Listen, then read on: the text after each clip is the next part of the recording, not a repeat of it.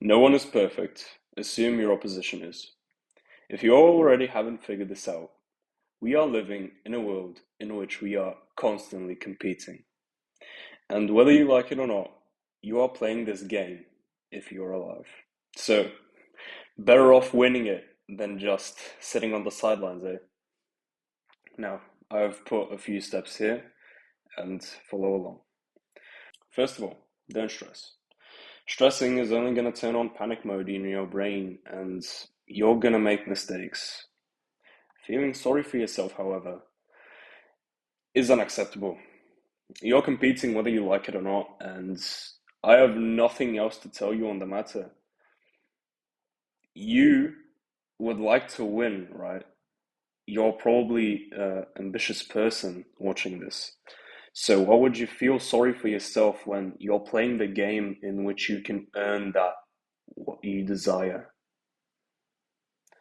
No.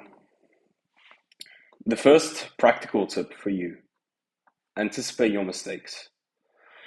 There are certain behaviors which you can look for in yourself when you're about to make a stupid decision, or there are behaviors in which you can tell when you need a break or when to slow down. For example, when I am burnt out from too much work, I notice in myself that I start confusing the time or confusing where I am. And when I notice that, I feel like, okay, it's time to end the workday. And there's a culture online of people saying we shouldn't even push close to burnout. I'm fine the next day. So I don't know what those people and what studies they have looked at, but they're wrong and their opinions are wrong because the practical tip number two is to be hard on yourself. Whether you like it or not, again, you are competing. Now, being hard on yourself, what I would define it as, it's not like self-bullying. Being hard on yourself in the traditional sense, which you probably know it in, is kind of like an abusive parent. So, this is your brain,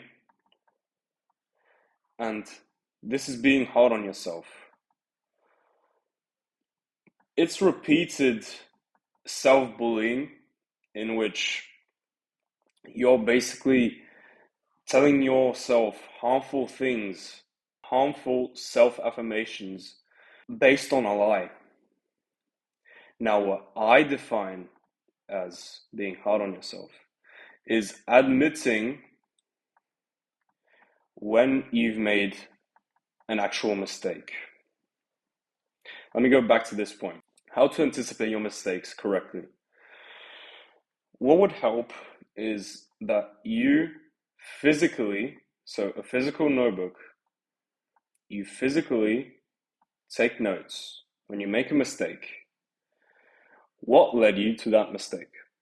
So you write down how you felt. So the actual emotions leading up to the mistake are very important to write down.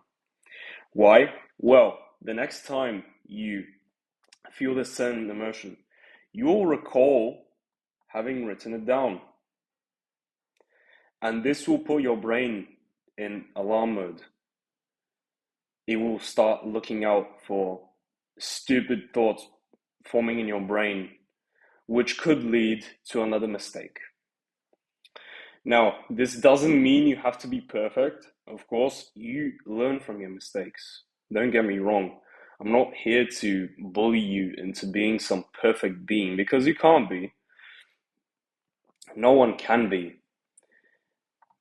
But I'm here to tell you that there are people out there that are going to make 90% less mistakes than you do. And as I said in the beginning of this video, you're competing whether you like it or not. So might as well win. The race of life, basically. Here's a start line. And at the end, it's all you could ever dream of. All of your goals sit at the finish line. What is unfortunate, if someone beats you to the finish line, your goals have become his reality. To come back here, the people that are against being hard on yourself, against burning out once in a while, they're the people that are just sitting down right here. They're just sitting down. They're fat, probably. They're sitting down on the start line. They're not even trying. And they're shouting to the runners, me and you. They're shouting, oh, come on, guys. It's not that serious. While me and the other content creators in our genre have turned back and we're yelling at you, run faster. And we're showing you how to run faster. I hope this makes sense for you. There's this analogy of crabs in a bucket. And I would define these people just as a crab in a bucket. You can imagine when you go fishing for crabs and you put them all in a bucket, they try to escape. What is interesting about this animal is that they're not going to let each other escape. They have gone beyond the thought of, wait, if my friend escapes, he can help me out and we can go free. They're beyond that thought. They hate each other. To the point where if some crab sees another one trying to climb out, it will pull it back down. Hence why you don't have to think of a crab escaping a bucket.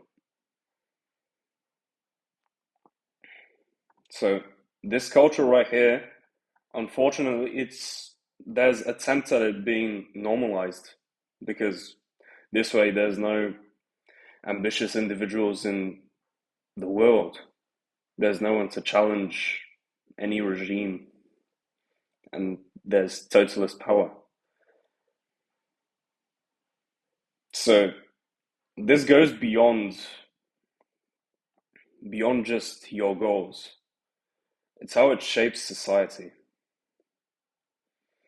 And I'm not going to go into this point right now, but just keep this thought in your mind that it's not all about your goals. It's also how we shape society. So there's a big pressure for ambitious people nowadays because everything's against you. Yet we're ready for it. The last point I want to show you today, don't rely on other people messing up. Preying on someone's downfall is basically one of the most pussy activities one can do. Or sabotaging someone also counts into this. Like, you're running, and if you see someone that is in front of you, in the real world, you would trip that guy if you had the chance. Like, that's how the world works. I'm meant to tell you that the win would feel even better if you passed him fairly. And if you have positive emotions, you're going to just propel yourself forward again, as progress equals more motivation. So the other thing, not just purposefully tripping someone, preying on them tripping themselves, basically means that you haven't done everything in your power to pass that person fairly. Now, you would imagine that if you've done 100% of what is possible to pass this person,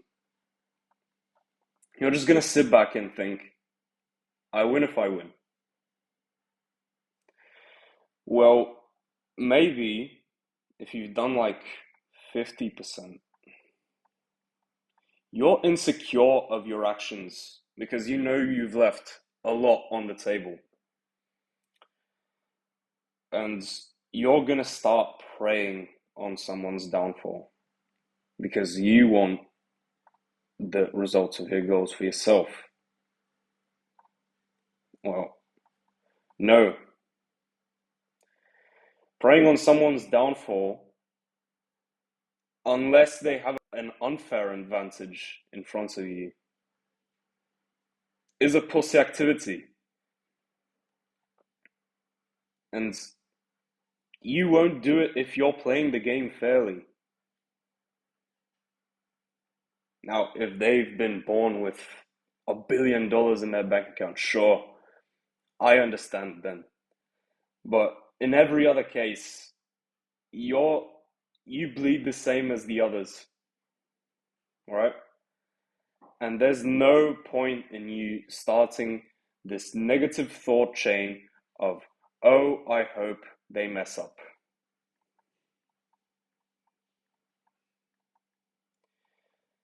Now, unless we're speaking for some purely evil person, or what I said, someone with an unfair advantage in front of us, this is inexcusable. This is all I have for today. And if you want to join a community with like-minded individuals like you on self-improvement, top link in the description below. Thank you for listening today.